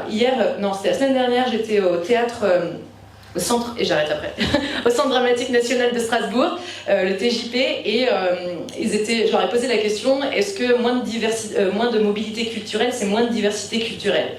Je leur pose un peu la question qu'ils vont me poser, oui, mais si on prend pas les artistes, on aura moins de culture et tout. Et à un moment, ils ont dit, ils ont été hyper audacieux, et ils ont dit non, on va programmer moins, et on programmera des gens de moins loin, et c'est pas grave, il y aura une diversité, parce que ça va laisser de la place à des personnes qui sont ici de parler, et c'est aussi ça la diversité. Et je les ai trouvés hyper novateurs, franchement, j'ai fresqué, j'ai fait des ateliers, des conférences dans plein de lieux culturels, et là je me suis dit, waouh, là il se passe quelque chose, quoi. Donc je pense qu'il y a un espoir par rapport aux artistes, mais ils sont pas tout seuls, il y a le triangle, vous savez, public, artistes, culture. Et voilà, il va falloir qu'on fasse ça ensemble. C'est pas le triangle de l'inaction, c'est pour ceux qui connaissent, c'est le triangle de l'action. Mais voilà. Donc c'est notre responsabilité à tous si tout d'un coup il y a beaucoup d'artistes qui peut-être font des dystopies. Moi, je veux bien rebondir parce que je trouve ça super inspirant ce que vous dites. Je m'appelle Alison et je fais partie de La Poursuite, qui est un collectif qui réfléchit à la mobilité dans le spectacle, et on a choisi le vélo pour déplacer des spectacles, organiser des événements, et on accompagne plein d'acteurs culturels dans leur transition sur les mobilités des équipes artistiques, du matériel et des publics. Et vous parliez, donc Organic Orchestra, on les connaît, on est dans des groupes de travail ensemble. Sur le temps long, je voulais juste parler du réseau Armodo, qui est le réseau des arts à Moldou, et c'est des gens qui choisissent de faire leur tournée à pied, à vélo, à cheval, ou plein d'autres façons de se déplacer. Est-ce que vous témoignez ce que ça apporte dans le spectacle de s'être déplacé à vélo, par exemple, et la dynamique dans laquelle on est, et avec quelle matière on vient à la rencontre des publics. Je trouve ça super chouette, et ce qui m'interroge, parce que je parlais du triangle là, c'est comment est-ce que... j'ai l'impression que penser les choses de cette manière-là, alors nous on a choisi de pas... on n'aborde pas dans les spectacles le thème de la transition, mais c'est la manière dont on le fait qui nous intéresse. Et comment est-ce qu'on fait pour changer ce paradigme ? Parce que c'est hyper large en fait de se dire peut-être que ce qui est intéressant c'est de retrouver des plus petites jauges, plus localement, les publics vont se déplacer moins loin. Comment est-ce qu'on va faire que les gens rêvent moins d'aller aux Vieilles Charrues, mais ont plus envie d'aller voir un festival dans le Vercors ?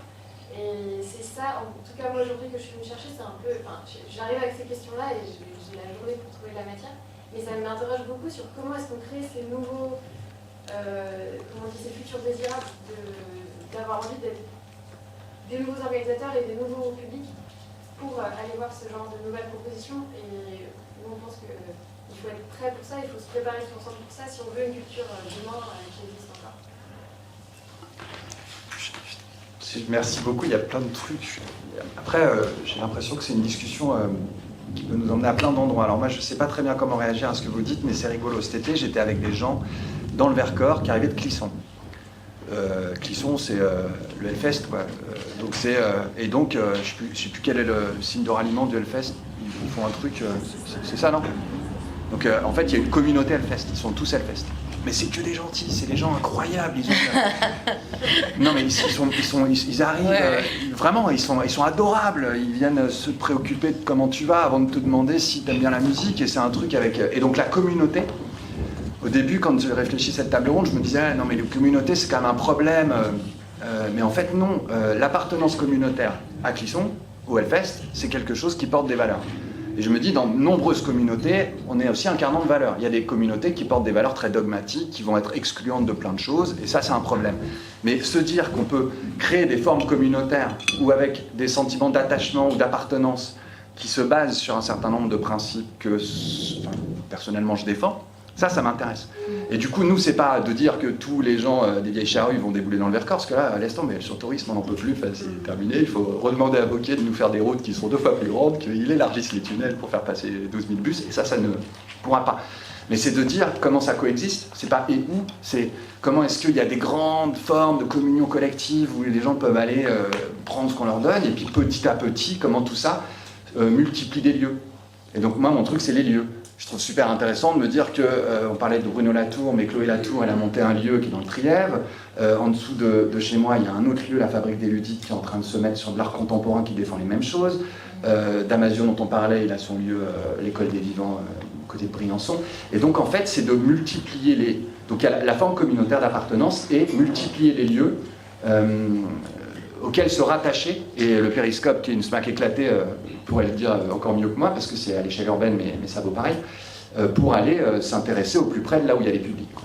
Et si je reprends Organic Orchestra, puisqu'on en parlait quand ils sont venus sur le petit village de Presles, dans le Vercors où je suis, c'était super d'installer 150 personnes autour de la proposition artistique et de voir que le maire, son équipe municipale, petit village, ils ne sont pas nombreux, mais tout le monde était là et que ça avait transcendé les formes ataviques de ceux qui pensent qu'il faut cette génération pour pouvoir accéder à un territoire et de ceux qui étaient là, néo-ruraux, à faire du télétravail depuis la maison qu'ils ont rachetée à 200 000 alors qu'elle en valait 60. Enfin, je caricature le propos, mais il y a plein d'enjeux derrière et tout ça est venu se mettre au même endroit parce que le lieu le permettait, parce que la proposition le permettait et à fabriquer quelque chose de très sain.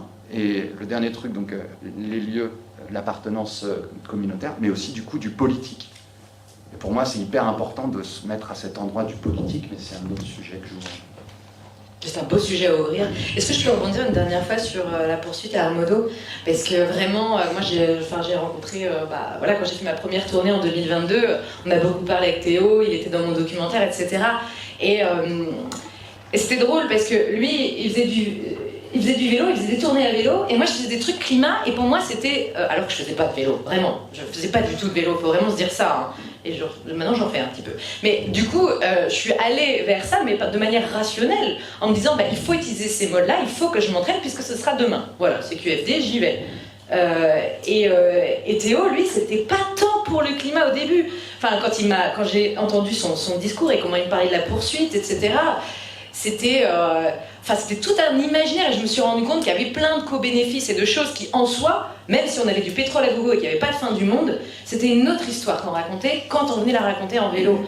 Et c'est hyper poétique de traverser les paysages et de voir de quoi sont faits les paysages, c'est-à-dire dans où vivent les gens à qui on va parler.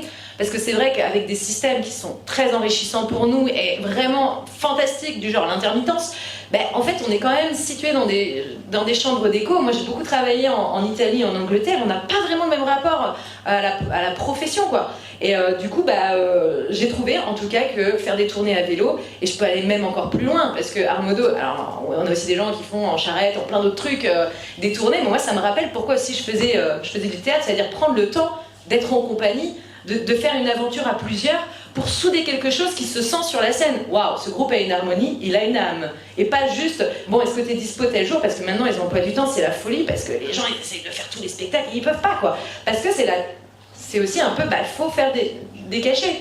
Donc voilà, on n'a pas le temps de faire des grosses découvertes sur du temps long, parce que les gens, ils te prennent, ils te disent « Ah, tu sais faire ça », et donc du coup, ils te remettent dans quelque chose que tu sais faire, et pour vraiment être audacieux artistiquement parlant, et même en tant qu'artiste, essayer de se dépasser, il faut être avec des gens avec qui tu as confiance et qui disent bah ouais, vas-y, on tente le coup. Et toute cette confiance, cette vie de compagnie, ces choses-là, enfin Molière, je sais pas s'il aurait tenu le coup en tant qu'intermittent.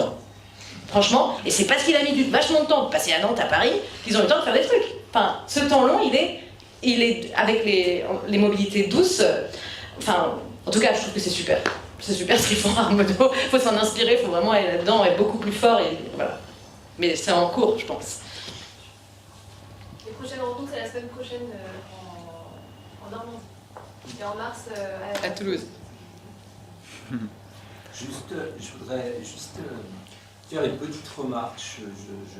L'atelier qu'on est en train de vivre maintenant, et même ce qui est valable pour la conférence qu'on a eue avant, je trouve qu'on dérive vite du sujet du récit,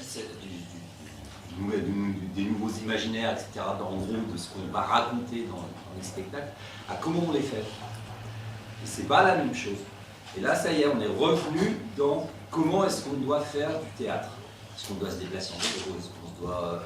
Alors que, je ne sais pas pourquoi, ces deux moments nous ramènent. Alors, est-ce qu'effectivement, on ne va pas pouvoir raconter un nouveau récit si déjà on ne s'applique pas à nous-mêmes et qu'on ne fait pas quelque chose de propre à nous-mêmes, mais voilà, juste faire remarquer que les deux fois on a dérivé.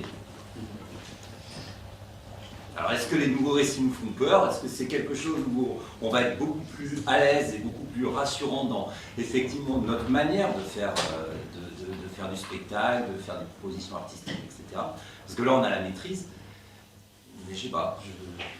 Parce qu'on réagissait sur la poursuite qui disait que c'était pas l'écologie en tant que telle dans les spectacles, mais c'était la manière, donc là c'était sur le fonctionnement.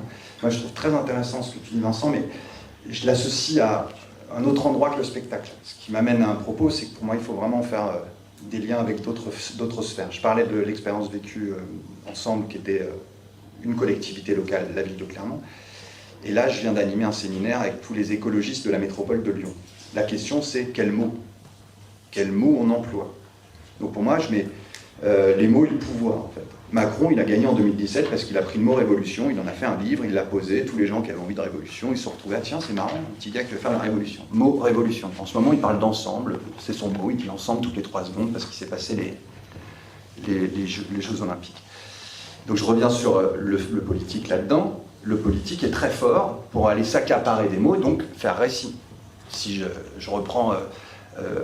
des questions très politiques et très puissantes. Quand Arte en 91 est monté, c'est France-Allemagne, les ennemis qui deviennent les amis, et on a un outil au service du mot, du langage, de la communication, des médias, qui est Arte, qui se installe pour faire un pont, une arche, disait Charles tout à l'heure, entre deux pays historiquement ennemis. Et donc ils ont utilisé cet outil, mais l'idée c'était d'avoir les mots communs. L'écologie politique aujourd'hui, si elle se pense avec vraiment une question forte sur comment on charge ces mots pour qu'ils deviennent des outils de la lutte. Et si on dit à un jeune dans un quartier à la Duchère ou à Marseille, tiens, viens faire la transition écologique avec moi, mais qui rigole, quoi. Fais de la participation citoyenne, à la limite on va faire un truc de participation citoyenne en démocratie inclusive. Ouais, génial. Et puis ça va être ça, l'avènement d'une nouvelle écologie. Non, il faut trouver les mots et les charger. Et je trouve que ça c'est hyper important. En tout cas moi c'est à cet endroit, et l'abécédaire qu'on a commencé à fabriquer pour dire c'est quoi ou la meilleure, comment on se rapproprie des mots de l'écologie politique. Pour moi, ça vaut sur la question des nouveaux récits dans la culture.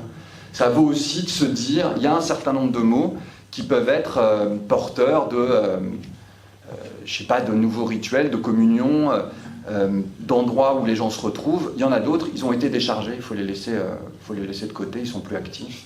Il faut en trouver des nouveaux.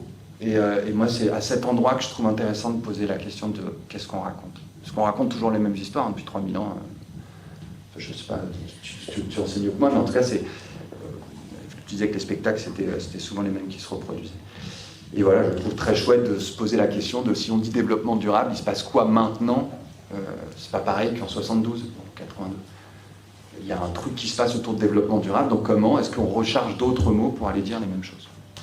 Je ne sais pas si c'est une réponse, mais c'est la mienne.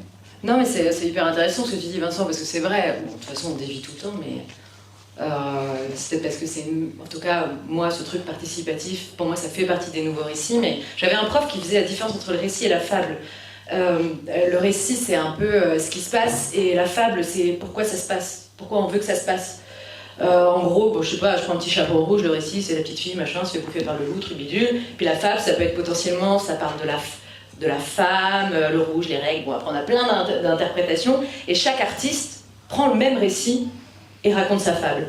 Et des fois, moi je trouve que les récits, en tout cas les nouveaux récits, je sais pas comment on peut appeler ça, et mon atelier de cet après-midi, c'est un peu de tenter de manière expérientielle de trouver la réponse ensemble, mais en fait on passe à côté de la fable.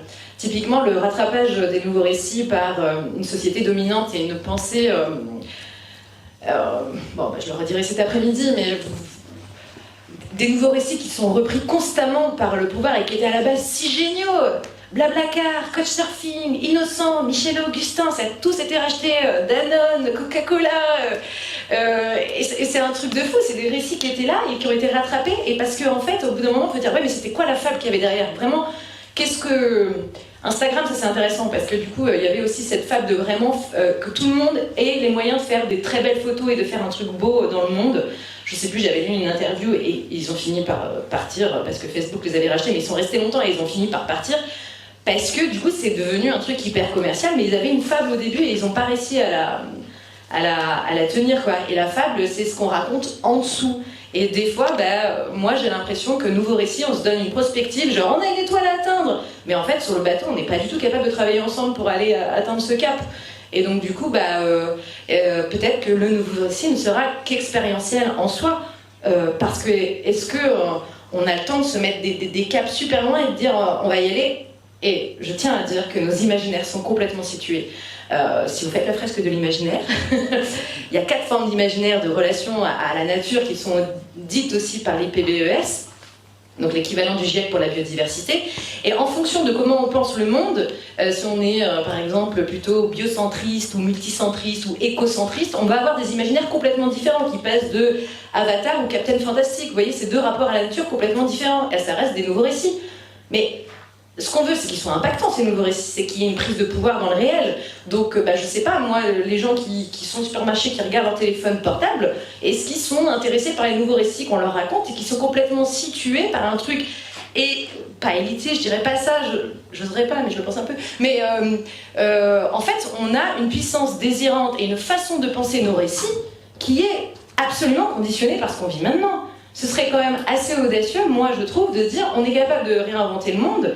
Il faut franchement que relire, je l'ai apporté, mais le programme de Nos Jours Heureux de la Résistance, mais c'est incroyable, c'est tellement d'actualité, et c'était leur nouveau récit à eux, et ça l'est encore maintenant. Et pourtant, ça a été fait il y a je sais pas combien d'années. Donc, on peut aussi... Voilà. Donc, pour moi, cette notion de nouveau récit, elle est assez vague, et je sais pas si... Il y a plein de spectacles qui montrent des mondes sans voiture. Est-ce que ça fait partie des nouveaux récits? Est-ce que c'est atteignable? Est-ce que c'est même enviable? Est-ce que plutôt la question c'est de se dire est-ce que le théâtre n'est pas à tout le monde, ou plein d'autres trucs qui sont un peu plus révolutionnaires et on fait un pas de côté, quoi. Je sais pas, mais peut-être que du coup on répond pas bien à la question de base. Alors c'était pas une question. Non, mais des nouveaux récits, ouais. Trop bien. J'ai envie de vous poser une question sur faire le lien avec des personnes qui ne sont pas dans notre chambre d'écho, qui ont un imaginaire conditionné de manière complètement différente. Quel outil culturel on peut appliquer pour créer du lien avec des personnes qui ne sont pas dans nos chambres d'écho? pour venir que sur mon exemple, travailler l'écologie politique avec les mots de l'écologie politique, ceux qui sont historiques depuis le rapport Meadows ou quoi, et d'essayer de se dire, il y a un nouvel électorat, vous avez tous entendu parler de la querelle entre Ruffin et Mélenchon actuellement, à cet endroit de est-ce que les quartiers populaires sont la cible et tout. Et du coup, les discussions sur cette écologie politique dans les quartiers populaires de France. On fait comment ? Ouais, ce serait super, vous venez voter pour nous parce qu'on défend une écologie sociale. Ou alors, il faut... on trouve d'autres espaces. Il y avait un jeune qui était là, qui est dans une association qui s'appelle Conscience, qui s'appelle Amin Kessassi, avec lequel on a longuement discuté. Et en gros, je crois que son propos était hyper simple, de dire aller à l'écoute, être présent. Donc c'est écouter, être présent, et prendre les mots tels qu'ils sont, quoi. Ceux qui en disent des choses, parce que les problématiques rencontrées au quotidien, c'est les mêmes. Si on écoute le quotidien, qu'après on cherche à y répondre, on peut le faire avec nos mots, on peut le faire avec les leurs. Et c'est d'avoir du temps, encore un temps long, pour aller écouter. Je pense que ça vaut aussi pour les publics. Je pense qu'il y a une réalité, hein, c'est que, je sais pas, moi je peux reprendre mon exemple de cette jeune fille de 12 ans qui a son club d'écologie du collège, mais c'est une frange, mais voilà, pour aller défendre à travers un truc WhatsApp, une petite chaîne de 3 choses sur les lévriers en Espagne. Enfin, c'est super intéressant tout, mais je ne sais pas si ça parle à tous ces collégiens de la Duchère ou des Cully qui ont d'autres endroits à occuper, et donc trouver les mots à partir de là où ils sont, donc être à l'écoute et repositionner. Je ne vais pas aller plus loin, parce que je trouve que c'est une des manières pour moi d'être efficace, et de ne pas vouloir tout le temps être dans...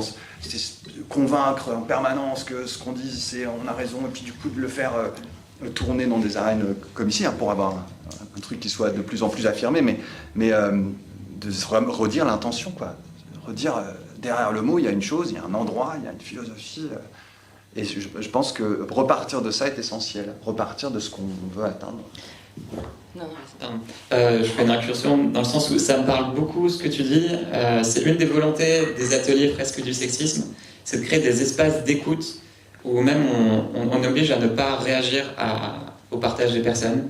Et c'est très puissant, c'est très bien vécu et c'est très riche.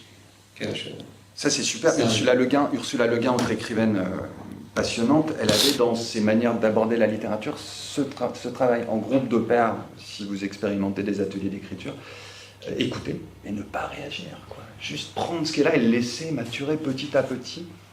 Et une fois que c'est prêt, ça ressort en mots audibles. Et ce que tu disais, Alexis, c'était comment on peut atteindre des gens qui ne sont pas dans notre chambre d'écho, c'est ça ? Ouais. Alors, qu'est-ce qui relie ces gens ? Qu'est-ce qui nous relie profondément tous ? Et qu'on est sûr qu'en touchant là, quelque part, on touche un peu notre humanité profonde. Moi, je sais pas, pour ceux qui font des fresques peut-être ou qui en ont vécu, j'ai l'impression que les fresques, ça stresse un peu les gens, le dérèglement climatique, parce que, peur de la souffrance, est-ce que je vais avoir mal ? Peur de la finitude, est-ce qu'on va crever ? La réponse est oui, de toute façon. Et est-ce qu'on est responsable ? Peur de la morale. Est-ce que je... Et du coup, j'ai l'impression qu'il y a un peu ce triptyque-là, et les gens, moi, de ce que je ressens dans mes animations, en tout cas, les gens, ils me disent j'ai pas le temps, j'ai pas les connaissances, je me sens impuissant tellement c'est gros. Enfin voilà, il y a des choses qui reviennent quand même. Et chez tout le monde. Et donc du coup, peut-être qu'on peut partir de ces choses-là. Est-ce qu'il y aurait des nouveaux récits qui seraient là pour donner de la puissance aux gens, pour faire des imaginaires où il y a du temps, et partager de la connaissance. Enfin voilà, plutôt que de présenter le monde tel qu'il sera quand on l'aura, avec en plus notre pensée de maintenant. Moi, à chaque fois que je vois quelqu'un qui pense à un monde avec plus ou moins de voitures, ou des voitures électriques ou tout ça, mais moi je suis là, mais pas du tout. Là, on pense complètement avec nos têtes de maintenant, quoi. Parce que la vie a bien plus d'imagination, je pense, que dans nos propres rêves. Mais en tout cas, peut-être essayer de retrouver ce qui nous relie tous. Ça passera sûrement aussi par une écoute.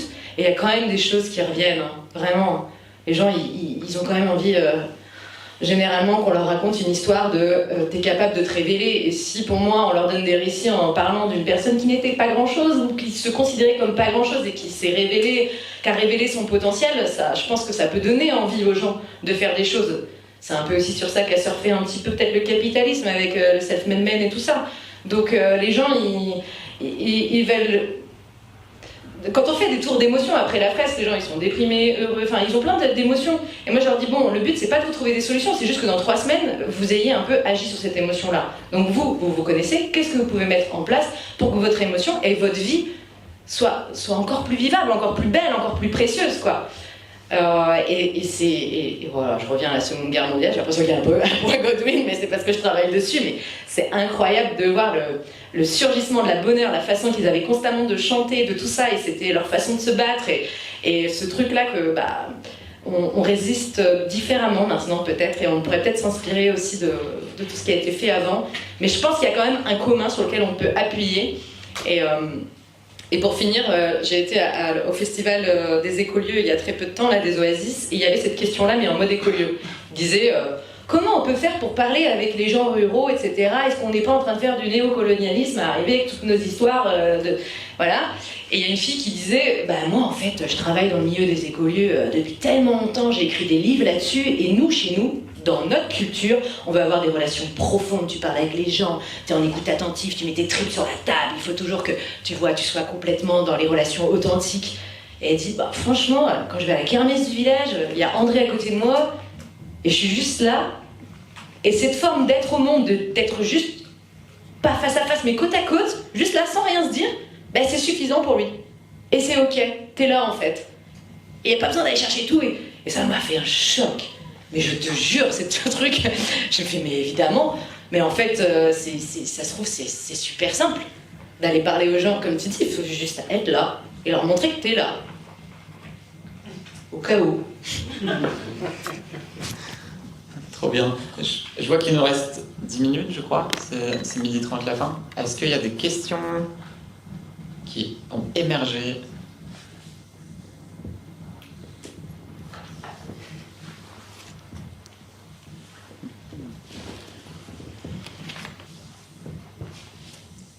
Ou une thématique qui n'a pas été abordée, que vous aimeriez être abordée pendant quelques minutes.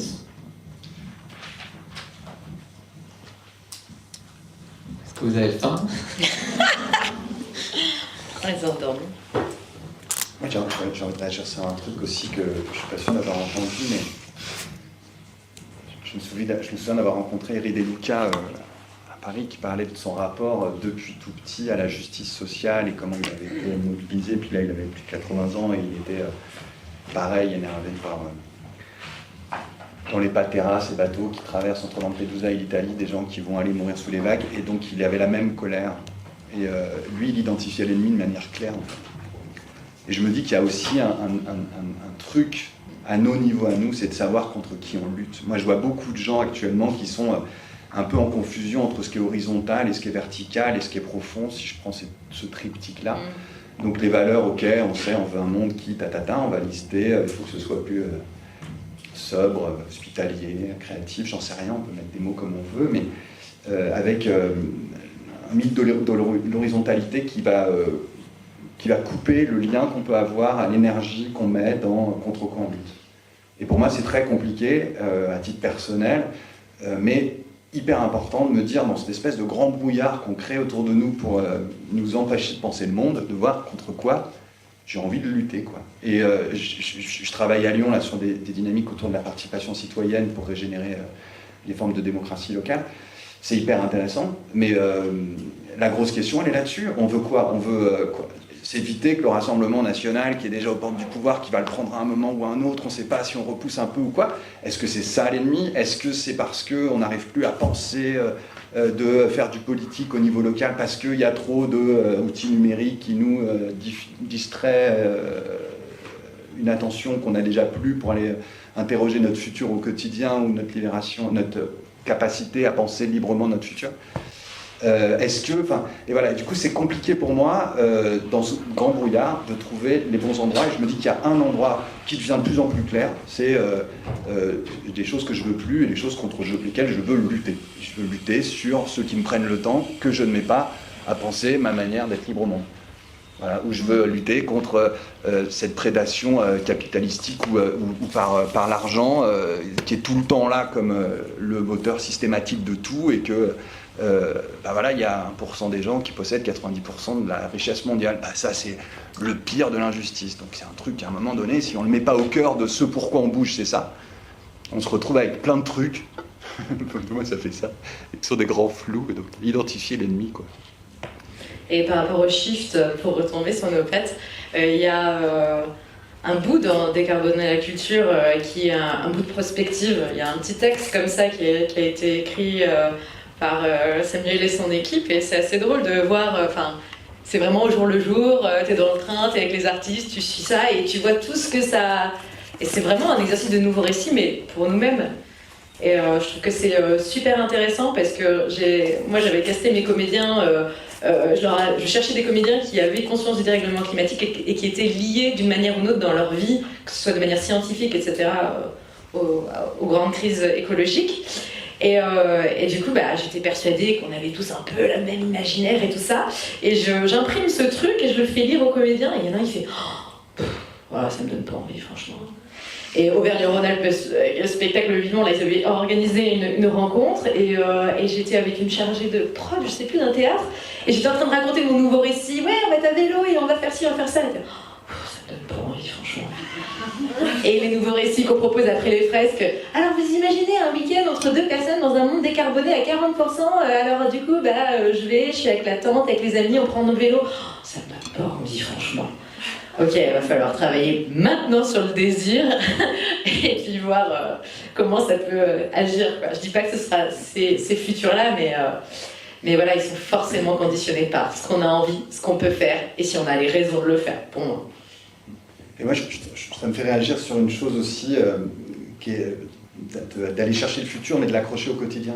C'est un peu ce que tu dis, mais pour avoir accompagné des chartes de parc, un outil comme le parc qui pourrait être déployé à d'autres endroits que simplement l'écologie ou la biodiversité, je pense au Morvan, où j'avais beaucoup travaillé, ou au Pilat.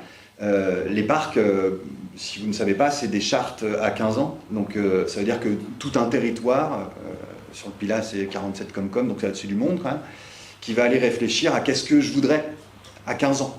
Donc ils travaillent ensemble sur tous les champs de la politique publique, que ce soit économique, culturelle ou autre, mais sur la culture ça avait été travaillé de manière hyper intéressante. Et du coup ils vont aller chercher ce futur en faisant des ateliers participatifs qui sont souvent très puissants, et ils les rattachent à un enjeu quotidien. Et donc ils vont aller chercher la SMAC 07 pour aller travailler sur tel ou tel truc qui va être un des champs qui est déjà éclairé par la charte du parc. Et je trouve que ces outils-là, qui ne sont pas de la prospective, mais ou pour l'instant un peu de la prospective, qui pourraient ramener des choses de l'ordre du récit, sont assez intéressants ou pourraient être très intéressants à penser sur du territoire. On s'écarte un petit peu, puis on revient, et puis qu'est-ce que ça dit du quotidien? Et là, on retrouve tout ce que vous disiez sur... ce que tu disais toi sur... on est dans un écolieu, c'est un territoire rural, comment on fait et puis qu'on soit relié à tout, quoi. Et on décloisonne à fond. Parce que les gens, quand même, moi j'ai l'impression qu'ils vont plus au théâtre, mais bon, peut-être que je suis un peu. Je sais pas pour la musique et le reste, mais. Ou alors c'est qu'à chaque fois que je vais dans des salles, ils se plaignent, peut-être, je sais pas, mais. Après, je me dis, essayer de faire venir les gens au théâtre, c'est quand même un débat. Un combat du siècle dernier, c'est dur, on y est encore. Le TJP il disait maintenant on a 5 personnes responsables de relations publiques, médiation, etc. Alors qu'avant on n'avait que 2 postes et tout ça. Je disais, wow, jusqu'où on va aller et tout. Et je me dis, ok, bon, peut-être qu'il va falloir réinventer vraiment les formes aussi, quoi. Parce que si on invente des nouveaux récits sur scène et qui sont géniaux, mais que les gens viennent pas les voir. Vas-y. Par rapport à ça, c'est que comment vous, en tant qu'artiste, vous êtes là un peu passeur, en plus avec des tournées, vous allez encore plus dans la ruralité, peut-être des gens qui viennent pas, qui sont là parce que c'est l'événement un peu, alors qu'il n'y a pas des grandes programmations culturelles comme on peut avoir en abondance dans les grandes villes. Comment, en fait, justement, est-ce que vous travaillez et vous appuyez sur des acteurs locaux qui font vivre ces récits? Comment travailler avec les écoles, avec les mouvements d'éducation populaire, avec les gens qui sont là tous les jours et qui sont des associations un peu relais et de médiation pour l'avant, le pendant et l'après de votre venue et qui font que ces récits seront vraiment, ils auront un impact sur le plus long terme. J'ai envie de réagir sur... Alors, dernière question.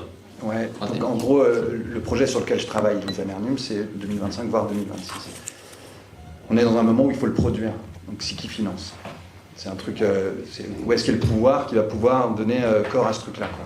Et déjà, c'est un élément de réponse. C'est que moi, je suis allé chercher d'abord la Fondation Carasso. Fondation fondée par l'ancien PDG de Danone. Parce que quand je parlais de mon truc, je sais pas, à la DRAC ou à d'autres, c'était « Attends, j'y comprends rien », ou alors ça répond pas, et tu fais 7 fois un mail, il faut que tu appelles 2 fois, il y a des trucs qui...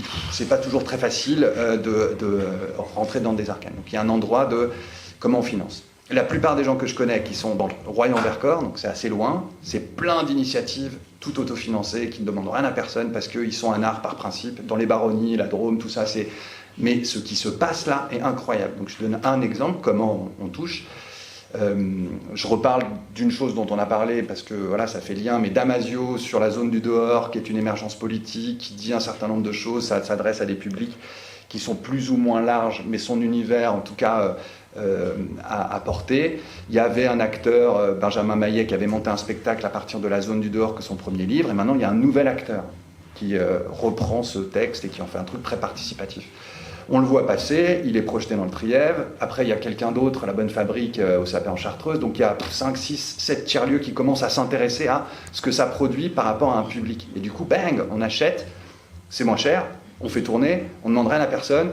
Et il y a un spectacle qui va aller dans 15 endroits différents d'un monde rural pour aller toucher à chaque fois des publics différents. Je ne sais pas si c'est une réponse, mais pour moi, il y a une forme comme ça d'essaimage sur des nouveaux réseaux qui se créent et qui ne sont pas sur les formes très lourdes d'ailleurs. En tout cas, c'est ce sur quoi on parie nous pour aller irriguer aux endroits les plus... pour garder une capacité de réactivité en fait. C'est pas d'urgence, c'est de pouvoir réagir quand il se passe des trucs plutôt que d'être keblo à devoir justifier d'énormément de choses qui sont déjà... Parce que souvent, quand on demande à répondre à des appels à projets, il faudrait qu'on ait déjà fait le projet avant même qu'il ait existé. Donc il y a une aberration totale. Donc on se dit, bon, bah, on va plutôt laisser les choses plus agiles et on va parier là-dessus. Donc après, on retrouve d'autres outils, type campagne de financement collaboratif pour aller faire un jeu, des choses comme ça. Mais c'est un vrai choix. La manière dont on produit et donc on fait financer, c'est une des manières de répondre à ta question. C'est ma manière. Voilà.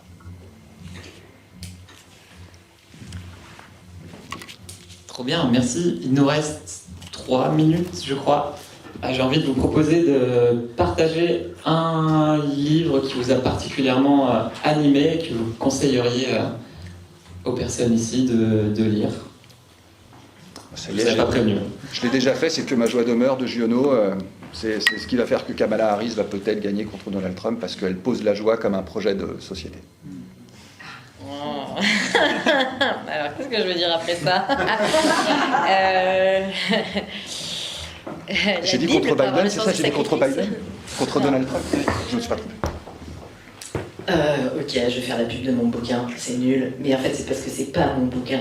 En fait c'est un livre qui regroupe des lettres qui ont été écrites pendant 3 ans par des Français partout en France, et j'étais dans la rue, les gens écrivaient des lettres à d'autres personnes, donc en fait je suis plutôt factrice que comédienne en fait, et du coup on a fait un instantané de 150 lettres qui ont été écrites en France, et donc c'est encore l'idée d'un livre écrit par les lecteurs, pour les lecteurs, de faire que l'intention artistique du livre était la même pour moi que celle un peu du théâtre écologique. C'est plutôt que de demander de l'attention, lisez mon livre, c'est plutôt de donner avec intention, et là on a donné aux gens vraiment la capacité de faire que leurs lettres soient lues par plein de monde, et à chaque fois je lis, je pleure, et c'est trop drôle. Et ce livre s'appelle Quelqu'un que vous ne connaissez pas, vous avez écrit quelque chose, et vous pouvez lire des lettres qui vous sont adressées par plein de personnes selon un ressenti que vous partagez. Donc vous choisissez, aujourd'hui je vais pas bien, lettre 15, dites comme moi tu vas pas bien, et vous avez la lettre de Sarah, 9 ans, à plein chapitre qui vous écrit. Enfin voilà, donc vraiment c'est quand même les gens les meilleurs créateurs. Voilà. Merci. Pour le dernier tour de cette déclusion, je vous propose de vous impliquer, d'impliquer tout le monde ici, alors en faisant un partage à haute voix de comment vous repartez de cette table ronde, qu'est-ce que ça a éveillé chez vous en mots-clés. Donc vous pouvez prendre la parole comme ça, partager un mot-clé dans la salle. C'est le premier le plus dur, après normalement ça s'enchaîne. Nourri. Nourri. Exploration.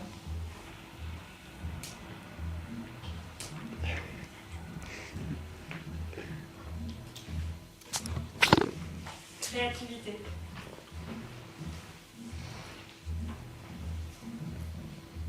Énergie.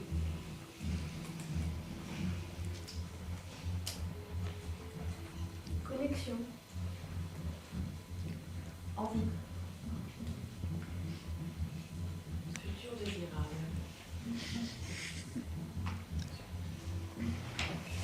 Éveil. Pardon. Genre une garde fantastique. Moi, je prends fantastique aussi. Ébullition.